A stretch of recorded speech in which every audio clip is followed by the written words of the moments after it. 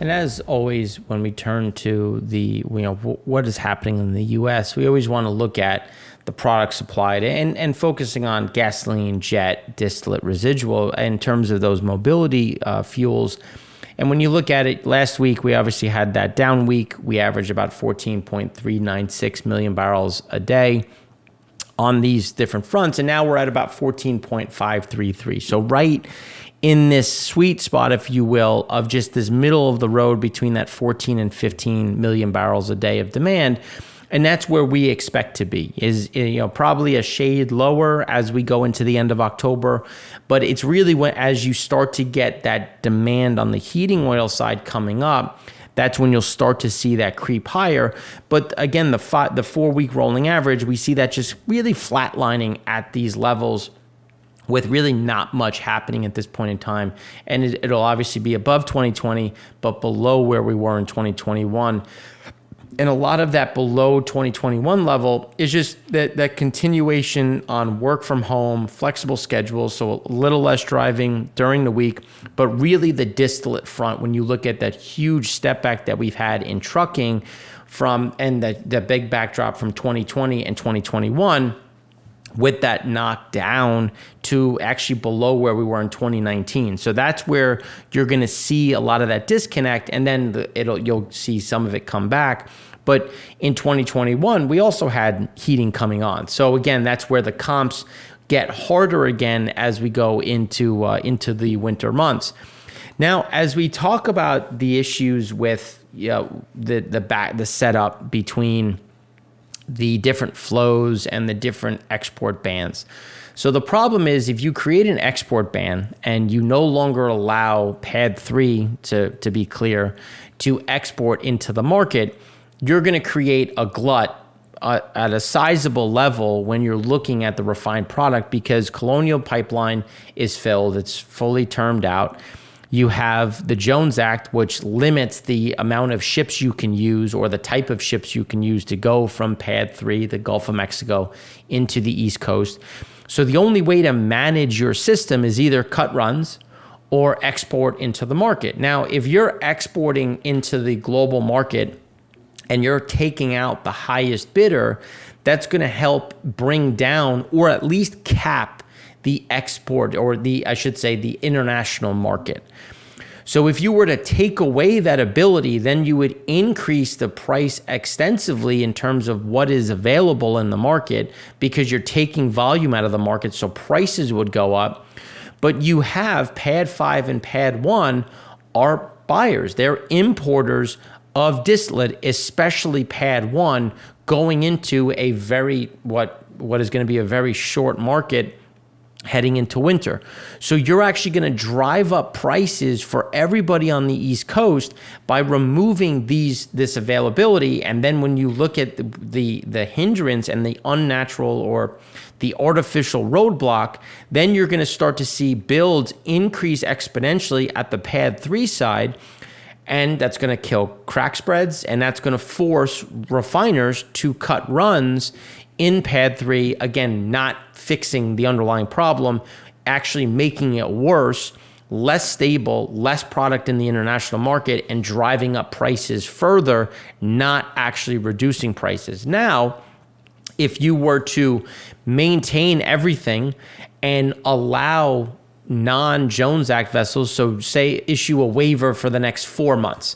For the next 4 months, the Jones Act will be waived. This will allow international and foreign flagged assets to move product between Houston and New York Harbor, Boston Harbor, other areas within the East Coast. That would enable a more cost-advantaged way to do it, where instead of a refiner right now in PADD 3 saying, well, it's cheaper for me to send it to Europe, the ARB is better to go to Europe, but if I can use a cheaper vessel, it may make more sense now to go to the New York harbor. And that would, again, help the market balance. And again, it's not going to balance to a normal pricing level, given the shortages we have on the distillate side globally speaking, but by taking that additional product out from pad 3, you're going to make things exponentially worse, especially in the Atlantic Basin.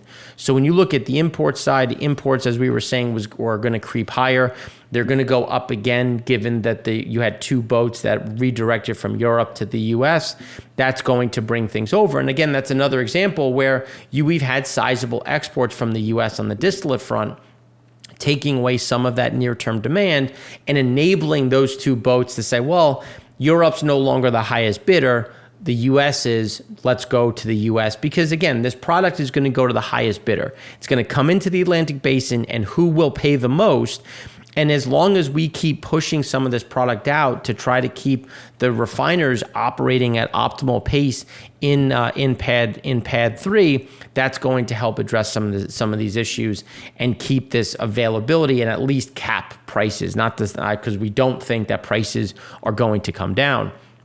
And that's when you look at pad 3 had a build of 430,000 barrels, and it's only 4.1 million below the 5-year. But remember, that is skewed from obviously 2020. And when you look at the backdrop, which we'll show you, it's really not as dire when you're looking at those different levels. Pad 2 continues to be in a tough spot with a drop of 115,000 barrels. It's only 4.7 million below, but that's still at the very low end given the issues on the refining side, while Pad 1 is 19.8 million below the 5-year, and that again is where we have the most issues. So again, when I say the most issues, here's where Pad 1 has the problem. So how do you cost effectively get product from the Pad 3 into Pad 1 if you only have 2 pipelines, Jones Act vessels, and rail? Rail is very expensive. That's going to drive up prices, and it's inefficient just based on the sheer volume that you're moving. So it makes the most sense, again, to pipeline is number 1, shipping is number 2, rail is number 3. So how do we increase the amount of ships available and the amount of shipping that can happen from Pad 3 into Pad 1? So then when you look at the distillate side, again, you're on the lower end, but you're in a lot of this noise. You're in a very comfortable area where we've been historically. Because when you look before, and again, obviously 2020 was a big year, you had some of these elevated points, but we're in a very comfortable spot right now in terms of where is their availability to move this product into the market. And again, trying to get Pad 3 volume more dispersed equally throughout the U.S. And that's when you start looking at product demanded.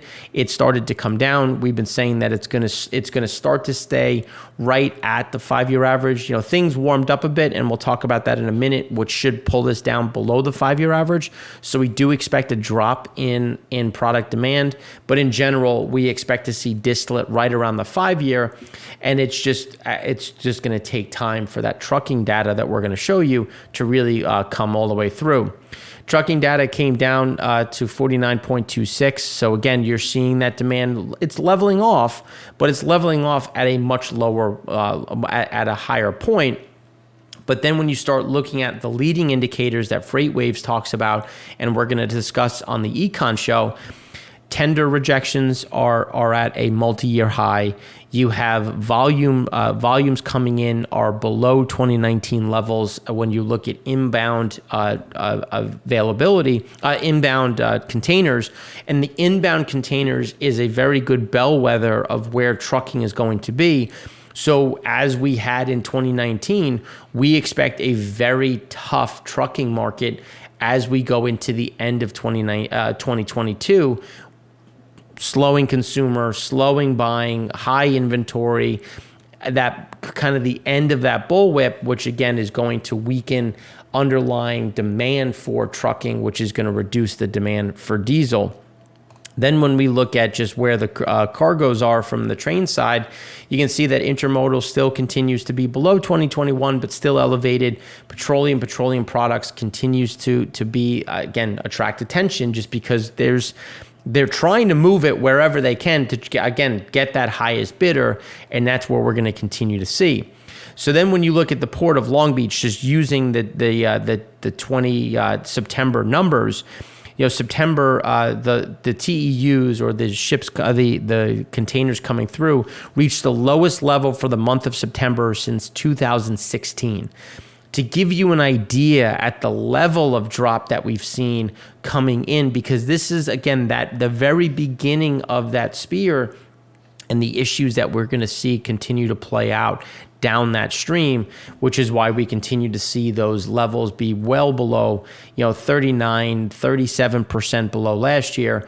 But when you look back through time, we're coming to a point where this is the lowest it's been over the last, 5-6 years.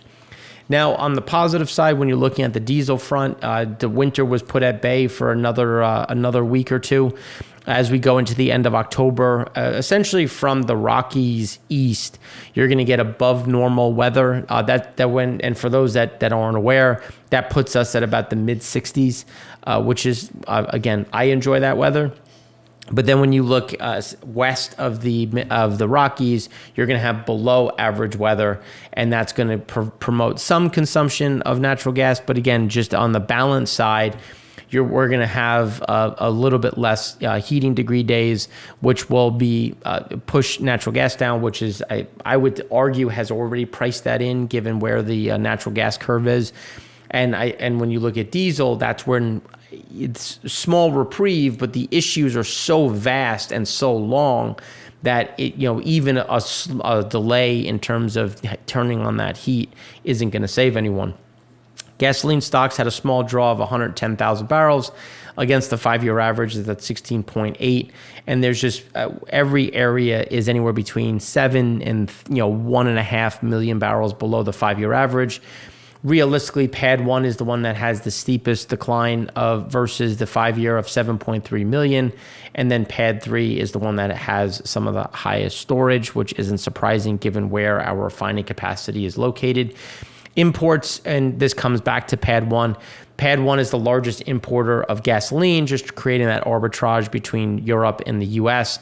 And here you can see that there was a drop of 226,000 barrels a day. And now, even though we had a drop, it's still fairly in line with the 5-year average, and we really don't see that adjusting in the near term. It's just we're gonna hold just below the 5-year just because of the ARB, but that's where imports will remain a bit on the low end, as we talked about before, 200,000 barrels a day or so, and that's going to keep us fairly firm at these levels. And when you look at total inventory, you can see here that we're just having that flatlining. We do expect to see a little bit of an increase, but we thought that the rise would have been a bit more aggressive at this point. And the reason why we haven't had that kind of move is really just on the import side, where imports have just, the ARB has, we thought that the ARB opened and then it was going to stay open a little bit longer, but it shut fairly quickly. And that really created some of this kind of flatlining. And based on where the ARB is right now, we expect this to come up a little bit just because exports have started to weaken a touch, and that's going to keep us at a fairly flat point to a slightly uptick in terms of storage. Now, when you look at demand in general, the congestion index in China, it bounced post Golden Week, but we actually see it weakening again. There's been renewed lockdowns in some key areas. And when you look at Google mobility data, you can see that the Americas is fairly flat, holding about 7% below normal. Europe is holding about 3% below normal. And then when you look, that's putting the world just slightly above, just driven by Asia Pacific. And when you look at TomTom data going forward, we've gotten some additional weakness in Asia and North America, while Europe has been fairly firm. And we just think that there's going to be some softness into the Americas, but nothing meaningful. Like, it's not like we're going to go from down 7% below normal to down 10%. It's just maybe 8%. When you look at the averages in general, there's not a huge move. That realistically, we're just going to kind of sit at these levels. And when you look at the pricing metrics, the slowdown in demand, with the market in general, gasoline prices have started to soften. They're still well above where they were on how we ended September versus where we are in October. But the bigger issue, as we've been talking about, is diesel pricing. Diesel prices are now at $5.32, and we don't see that slowing. I'm sorry, we don't see that falling. We see it slowing at this point, and this kind of flatlining, just because you have that disconnect between when is heating oil season starting, when is winter starting, when do we start to see some of those flows. So that's going to level us off as trucking comes under more pressure. Then when you look at blending components, it's fairly flat when you consider blending versus where we were in storage. Blending components dropped 150,000 barrels, so nothing, not a huge drop. It's 11 million below the 5-year, but you can see that just also on the petchem side, the problems there, we should start to see some of that, again, fall back and start to build on the blending components piece in terms of some of that redistribution back to the blending side. Then when we look at the gasoline demand, here you can see that we're coming into right where we think we're going to live at about that 8.7 million barrels a day of gasoline demand, which, as you can see, is very much below that 10-year average, and where we see that holding out when you're considering the normal travel that typically happens. We're at a very low period, and we don't see that adjusting in the near term. And then when you look at another metric, the Google mobility data, we're still 20% below normal on workplace. And again, the workplace and the transit side, so transit's still 20% below. So you have people not taking transit, not moving as much, not driving as much. Retail and recreation's come down. That's where we continue to see those differences, and a lot of that is being driven in going to work. Propane had a small build of 480,000, 1.3 million above the 5-year. When you go to the 6-year, we're right at that 6-year average. And a lot of this is just because we've had production increases while those exports have come under pressure. Jet had a small build of 160,000 barrels, but again, it's still 5.7 million below the 5-year, and they're going to try to be nimble with the kerosene versus the distillate. And then when you look at demand continued to wane. But remember, demand should soften right now just because you have that lull until we get to the bigger pickup in November. And obviously December as we go into Thanksgiving as well as Christmas. And the TSA passengers, as we've been saying, have been starting to trend a bit high towards the higher end. Still below 2019, but you can see that we're starting to see that trend where a little bit higher. The highs have gotten a bit higher, the lows have gotten a bit higher. So you're starting to see some of that trend back up, which is a net positive considering where we are. But then when you look at the weeks ahead, you can see that the 12 weeks ahead, the flights are 0.63% above, higher than last week. But then the number of passenger flights over the week from October 11th fell 1.46%. So you're seeing them move up on a seasonal level, but on a holistic level, it's still below what is normal. So that's where we get that cap. And again, based on passengers, you're going to have full flights. It's just it's because there's less flights, and that's going to be the case. And you're actually starting to see some pressure on the airline ticket side, and that's going to be interesting to see. Are we starting to see the slowdown because of pricing? And the answer is no. Jet fuel is still going to be expensive. Is it more now you're starting to get a real bite to the consumer, looking at real wages versus CPI? And then rounding that out, we have fairly steady open table data. We haven't seen too much of a decline on restaurants. Food out still continues to go up 12% year on year. So you still have a lot of inflation on the food front. And again, that's going to keep that. We think that'll start to hit. But right now, people that eat out are continuing to do so, and we don't see that stopping over the next week or two. So that's what we have for you here. In the next segment, we're going to go deeper into where Russia sits right now, what are some of the things to watch for, and how have those OPEC cuts started to materialize? Are we starting to see that happen? And where do we go from here on the physical market?